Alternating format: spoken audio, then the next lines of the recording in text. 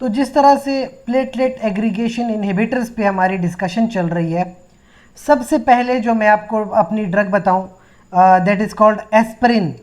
ठीक है, सबसे पहले इस एस्पिरिन को डिस्कस करते हैं और याद रखें इसके साथ ये जो P2Y12 इनहिबिटर है क्लोपिडोग्रेल, ये भी आपको दिखाई देगी। तो देख लें आपके पास ये जो डिस्प्रीन होती है, डिस्प्रीन जो है बेसिकली एस्पिरिन होती है, सॉल्युबल एस्पिरिन, डिस्प्रीन उसका ब्रांड है, या लोप्रिन के नाम से ये मेडिसिन आती है, एंटेरिक कोटिंग में ये फार्मूलेशन है।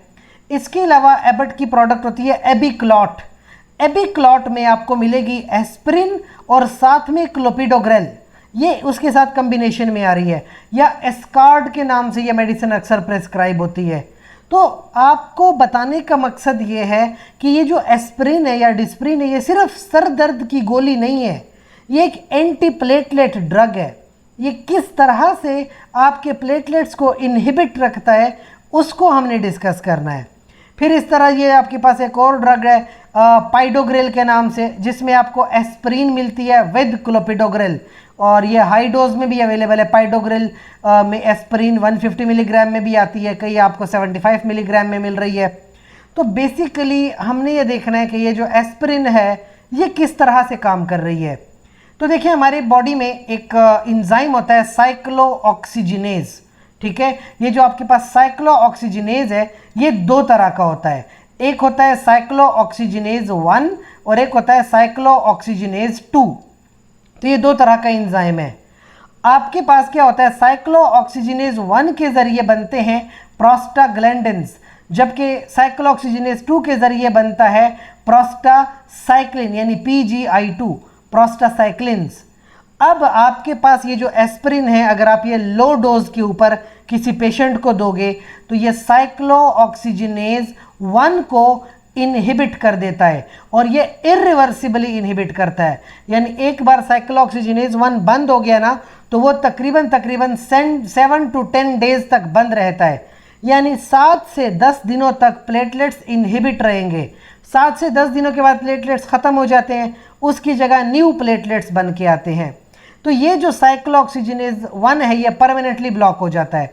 तो जब ये साइक्लोऑक्सीजिनेज 1 कंप्लीटली ब्लॉक हो जाता है तो इसकी जगह ये जो प्रोस्टासाइक्लिन है ये ज़्यादा प्रोड्यूस होने लगता है, which is by cyclooxygenase I2, ये सॉरी साइक्लोऑक्सीजिनेज 2 जो है। सो बैलेंस शिफ्ट टूवर्ड्स प्रोस्टासाइक्लिन्स, यानी जब साइक्लोऑक्सीजिनेज 1 बंद हो जाएगा तो साइक्लोऑक्सीजिनेज 2 ज़्यादा एक्टिव हो जाएगा और वो प्रोस्टासाइक्लिन ज़्यादा से ज़्यादा बनाएगा। तो जब जितने ज़्यादा प्रोस्टासाइक्लिन्स बनेंगे विच इज़ PGI2, उतने ज़्यादा प्लेटलेट्स इनहिबिट रहेंगे, क्योंकि ये क्या करता है, ये साइक्लिक AMP को प्लेटलेट्स में बढ़ाता है। जब साइक्लिक AMP बढ़ेगा तो इंट्रासेलुलर कैल्शियम कम हो जाती है और प्लेटलेट्स इनएक्टिव रहते हैं। इस तरह से ये एस्पिरिन मेडिसिन काम करती है। तो देखा जाए इसके थेराप्यूटिक यूजेस कि ये कौन कौन सी बीमारियों में इस्तेमाल हो सकती है। सबसे पहले अगर किसी को ट्रांजिएंट सिरिब्रल इस्कीमिया है, यानी अगर किसी का जो ब्लड सप्लाई है ब्रेन की तरफ, ठीक है, कम हो रही है या किसी ऑर्गन की तरफ कम हो रही है, तो आप क्या कर सकते हो, प्रोफाइलेक्टिकली वो इस्कीमिया होने से पहले, ब्रेन का इस्कीमिया या किसी ऑर्गन का इस्कीमिया होने से पहले आप ये एस्पिरिन दे सकते हो ताकि प्लेटलेट्स का क्लॉट ना बने और ब्लड फ्लो करता रहे। या इसी तरह कि अगर किसी पेशेंट को हार्ट अटैक हो चुका हो, उसके क्या होते हैं, कोरोनरी ब्लड वेसल्स में क्लॉट बना होता है, तो आप एस्पिरिन देकर उस क्लॉट को रोक सकते हो ताकि वो क्लॉट्स ना बने और ब्लड सप्लाई जाती रहे। तो देखें डिस्प्रिन की गोली सिर्फ सर दर्द की गोली नहीं है, इससे इंसान की जान बचती है, हार्ट अटैक के चांसेस कम हो जाते हैं, सिरिब्रल इस्कीमिया के चांसेस डिक्रीज हो जाते हैं। तो आपके पास एस्पिरिन 75 मिलीग्राम में आती है, आप इसको एडमिनिस्टर करते हो, या इसकी हाई डोज भी अवेलेबल है, 325 मिलीग्राम तक की डोज भी आती है, या मिनिमम 50 मिलीग्राम तक की डोज भी मार्केट में आती है। तो इस तरह से एस्पिरिन इस्तेमाल हो सकती है। इसकी फार्माकोकाइनेटिक्स देख लें, पैसिव डिफ्यूजन, क्या मतलब है कि ये आप जितनी ज़्यादा दोगे उतनी ज़्यादा बॉडी में एब्जॉर्ब होती रहेगी। इसके अलावा जो है लिवर के अंदर इसका एंजाइम होता है जो साइक्लिक एसिलिसिलिक एसिड को हाइड्रोलाइज कर देता है, फौरी तौर पर मेटाबोलाइज हो जाती है और मेटाबॉलिज्म होने के बाद इसका एक्टिव प्रोडक्ट बनता है जो फिर आपकी बॉडी में तकरीबन 3 घंटों से लेके 12 घंटों तक काम करता है। वैसे जो फर्स्ट मेटाबॉलिज्म है वो सिर्फ 15 से 20 मिनट की है।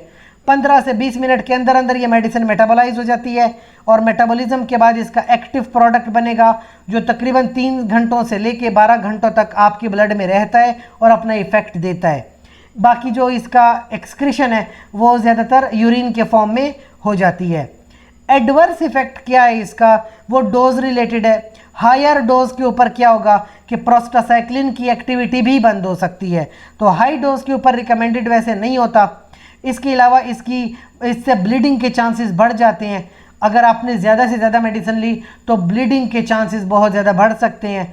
हेमरेजिक स्ट्रोक भी हो सकता है या जीआईटी के अंदर भी ब्लीडिंग हो सकती है। तो ये थोड़ी बहुत प्रॉब्लम्स हो सकती हैं एस्प्रिन यानी डिस्प्रिन के साथ। इसके बाद जो नेक्स्ट मेडिसिन हम डिस्कस करेंगे वो प्लाविक्स है यानी क्लोपिडोग्रेल, कि क्लोपिडोग्रेल क्या काम कर रही है और किस तरह से ये इनहिबिट करती है एडीपी रिसेप्टर को, जो कि हम नेक्स्ट वीडियो में डिस्कस करते हैं।